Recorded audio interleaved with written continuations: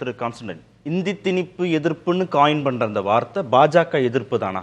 தமிழ்நாட்டில் எல்லா கட்சிகளும் ஒரு புள்ளியில் நிற்கிறீங்க. இந்துத்துவ வலதுசாரி அரசியலை முன்னெடுக்கிற பாஜகவை தமிழ்நாட்டில் அரசியல் பண்ண விட மாட்டோம், அந்த எதிர்ப்பு தானா இது? எல்லாரும் ஒன்று சேர்ந்திருக்குது. அந்த வலதுசாரி சிந்தனையில தமிழ்நாட்டு மக்களுக்கான நன்மை இருந்தால் மக்களே ஏற்றுப்பாங்க. நாங்க அவங்களை வெளியே நிறுத்த முடியாது.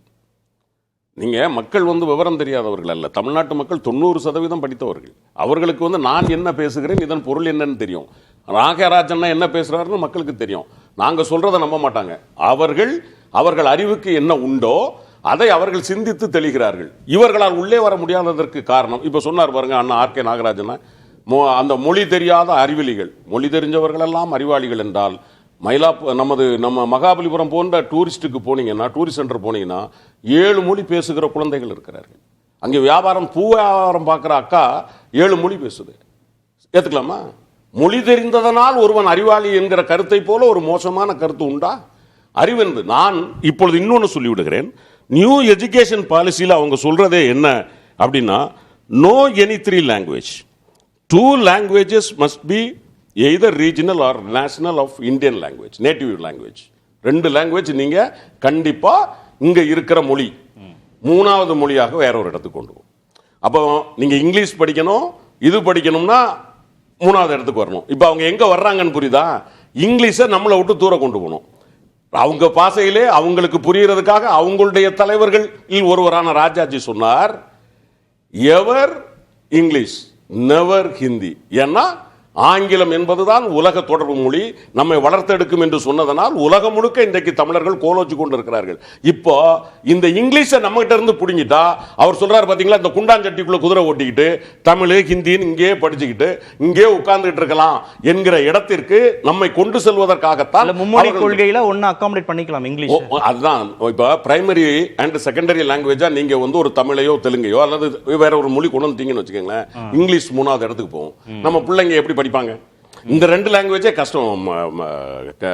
நான் பார்த்த வரைக்கும் கார்த்தி, அந்த 2 லாங்குவேஜஸ் படிக்கிறதுலே என்ன நோக்கம்? ஆங்கிலத்தை நம்மகிட்ட இருந்து அந்நியப்படுத்தணும்னு ஏன் அவங்க நினைக்கணும்? ஆங்கிலத்தை அந்நியப்படுத்தி விட்டால் நம்மளுடைய வளர்ச்சி இருக்கு இல்லையா, நம்மளுடைய தமிழ்நாட்டினுடைய வளர்ச்சிக்கு உலகளாவிய அளவில் பொருளாதார ஆராய்ச்சியாளர்கள் சொல்லுவதே அண்ணா 1968 போட்ட இருமொழி கொள்கை தான் காரணம். அப்போ தமிழர்களிடமிருந்து எதை பிடுங்கினால் இவர்களை ஒழிச்சு கட்ட முடியும் என்றால் ஆங்கிலத்தை பிடுங்க வேண்டும். அதற்காகத்தான் இந்த நியூ எஜுகேஷன் பாலிசி. அதை தெரிந்து கொண்டுதான் அண்ணா நாகராஜ் பேசுகிறாரா என்பதுதான் தெரியும். மோகன் பகவத் கூட சமீபத்தில் ஆங்கிலம் படிக்க வேண்டாம்னு சொன்னாரு. நோக்கம் ஆங்கிலத்தை அந்நியப்படுத்துறதானா தமிழ்நாட்டில இருந்து? அதாவதுங்க, திருப்பி சமூக நீதி பேசுறவங்க அவங்களுக்கான சுயநலத்துக்காக என்ன பேசணுமோ அவங்க பேசிட்டு தான் இருப்பாங்க. ஒரு பயமுத்துறது, மக்கள் அச்சுறுத்துறது. இது எங்க வரி பணம்?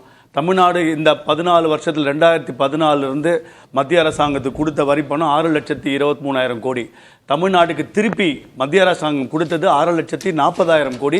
சார் போய் சார், இல்ல சார் போய் சார், சார் போய் சார், அப்ப நீங்க வாங்க சார், சார் சார் நான் சொல்லிறேன் சார், நான் சொல்லிறேன். இருங்க சார், சார் சார் நீங்க உங்க இஷ்டத்துக்கு நீங்க அடிக்க கூடாது சார். நீங்க தயவு செய்து நீங்க எங்க மக்கள் இல்ல கடைசி நேரத்துல இருங்க எங்க மக்கள் கொடுத்த பணம் நீங்க போய் பேசுங்க. எங்க மக்கள் தான், நீங்க போய் மட்டும் மக்கள் இல்ல இல்ல நீங்க போய் பேசுறோம். நீங்க போய் பேசுங்க. எங்க மக்கள் கொடுத்த பணத்தை நீங்க தவறா போய் பேசுறீங்க. இல்ல இல்ல கார்த்தி, எங்க மக்கள் எங்க மக்கள் பிரிவினைவாத எதுல இந்த மக்களுக்காக பேசல. நீங்க எங்களை சார்ந்தவர்கள் இல்லை, நாங்க பாத்துக்கிறோம். நீங்க எங்களை சார்ந்தவர்கள் இல்லை, நீங்க எங்க மக்களுக்காக பேசல. உங்க குரல் எங்க மக்களுக்காக இல்ல, எங்க மக்களுக்காக உங்க குரல் இல்லை. நீங்கள் அந்நியர், நீங்கள் அந்நியர். மக்களுக்காக குரல் கொடுக்கவில்லை என்றால் நீங்கள் அந்நியர். இல்ல இல்ல அத மாற்றத்தை கிடையாது. ஏன் ஒரே பயப்படுவாங்க? இல்ல இல்ல கார்த்தி, 6,90,000 தமிழ்நாட்டை சேர்ந்தவர் 6,90,000 கோடி ஒன்லி ஜிஎஸ்டி.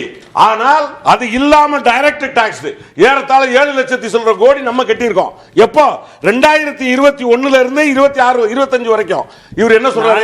அந்த அம்மா பேசும்போது நிர்மலா சீதாராமன் இந்த விஷயத்தை சொல்லும்போது ஜிஎஸ்டி டாக்ஸ் தான் பேசினாங்க. இந்த டைரக்ட் டாக்ஸ் பத்தி பேசல. Very good. இப்போ அப்ப என்ன அர்த்தம்? 12 லட்சம் கோடி எங்க கிட்ட வாங்கிட்டீங்க. அப்போ இவ்வளவு 6 லட்சம் கோடி கொடுத்திருக்கீங்க. அப்போ இவ்வளவு நாள் இங்க உட்கார்ந்து 27 பைசா நீங்க போய் பேசாதீங்க. அவரே ஒத்துக்கறாரு. நீங்க போய் பேசாதீங்க. 27 பைசா தான் மொத்தமா நாங்க எங்களுக்கு அரசாங்கம் கொடுத்தது கூட இவ்வளவு வாங்கி எங்களுக்கு சேர்ந்தது. இவங்க எல்லாம் பேசினாங்க. எங்களுக்கு சேர்ந்தது. போய் தான் இப்போ ஸ்டேட்டுக்கு சேர்ந்தது. ஸ்டேட்டுக்கு சேர்ந்தது. வேற ஒண்ணு இல்ல. கொஞ்சம் இல்ல அப்படி இல்லங்க. அதாவதுங்க முடிக்கிறேன். நீங்க வந்து இந்தியாலேயே நவோதயா பள்ளி கிராமப்புற மாணவர்களுக்கு உயர்ந்த கல்வி, அவங்களோட வசதியோட இருக்கக்கூடிய கல்வியை மறுக்கிற ஒரே மாநிலம் தமிழ்நாடு. மும்மொழி திட்டம்னால மறுக்கறாங்க. யாருங்க நீங்க யாருங்க டிசைட் பண்றது மும்மொழி திட்டம்? அது நாட்டை ஆளக்கூடியவங்க மாநில அரசின் கொள்கை தானே அது. மாநில அரசு 234 எம்எல்ஏக்கள் தனியா திமுக கொண்டு வரல. இன்னொரு 234 எம்எல்ஏக்கள் மக்கள் பிரதிநிதிகள். இந்த திராவிடம் உங்களை 234 உங்களை படிக்க விட மாட்டீங்க. ஒரு நொடி. ஆரியம் கெடுக்குமா திராவிடம் கெடுக்குமா? இல்ல சார், ஒரே ஒரு நிமிஷம். 4 சட்டமன்ற உறுப்பினர்கள் தவிர்த்து தமிழ்நாட்டுல மீதி இருக்கிற 230 சட்டமன்ற உறுப்பினர்களும் இந்தி வேணான்றாங்கல்ல. என்ன பண்ண முடியும்? அப்ப அந்த 4 பேருமே உள்ள இருந்து சொல்லுங்க. கன்கரன்ட் லிஸ்ட்ல இல்ல, ஒரே ஒரு நிமிடம் கேட்டாரு. யார் வரணும்? சரி, ஒரே அத நீங்க மத்திய அரசாங்கத்துக்கு வாங்க. அப்ப நீங்க இல்ல சார். இன்னைக்கு நீங்க மத்திய அரசாங்கம் இல்ல. நீங்க வெறும் மாநில அரசாங்கம். ஒரு செகண்ட் கேட்டாரு. வெறும் அரசாங்கம் தமிழ்நாடு எங்களோட வசதி இல்ல. ஒன்றிய அரசு எங்களுக்கு சமமான அரசு. ஒரு செகண்ட். ஒன்றிய அரசு எங்களுக்கு சமமான அரசு. தனி நாடு இல்ல, ஒரு செகண்ட் கேட்டார் அவர். நேரா அவ்வளவுதான். ஒரு மூன்றாவது நிலைப்பாடு நான் வைக்க விரும்புறேன். அதான் இங்க சரி, சுருக்கம்.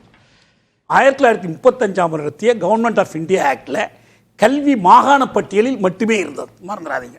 அதுதான் முதல்ல வந்து மாகாணம்னு வந்து அதிகார பட்டியல் பிரிச்ச இடம். இன்னைக்கு வந்து அதை பிரிச்சு நடைமுறையில் மைய பட்டியலுக்கு ஒன்றிய பட்டியலுக்கு கொண்டு போயிட்டாங்க. அதிலிருந்து அவர்கள் ஒரு தேசிய கல்விக் கொள்கையை வகுக்கிறாங்க. கல்வியாளர்கள் பார்வை என்னன்னா, இந்திய அளவுக்கும் ஒரே தேசிய கல்விக் கொள்கை இருக்க முடியாது. தமிழ்நாட்டுக்கு என்று தனி கல்விக் கொள்கை வேண்டும். இந்திய தேசிய கல்விக் கொள்கைக்கு மாற்று தமிழ் தேசிய கல்விக் கொள்கை தான். ஆனால் மாநில அரசு அறிவித்து அதற்கு ஒரு குழு அமைத்து அந்த குழு பல ஆண்டுகள் கழிச்சு அறிக்கை கொடுத்து அந்த அறிக்கை வெளியிடப்படக்கூட இல்லை. அப்ப ஒரு கொள்கையை இன்னொரு கொள்கையால் எதிர்க்க முடியுமே தவிர அவ்வப்போது எதிர்த்து முழக்கம் கொடுப்பதால் எதிர்த்து விட முடியாது. எனவே தமிழக அரசு தனக்கான மாற்று கல்விக் கொள்கையை தெளிவா அறிவிக்கணும். தன்னிடம் இருக்கிற அறிக்கையை வெளியிடணும். அதை செய்யணும். வியாபாரமாக்குவதுதான் திராவிடத்தின் ஒரு நிலைமை. அவரே சொல்றாரு பாருங்க.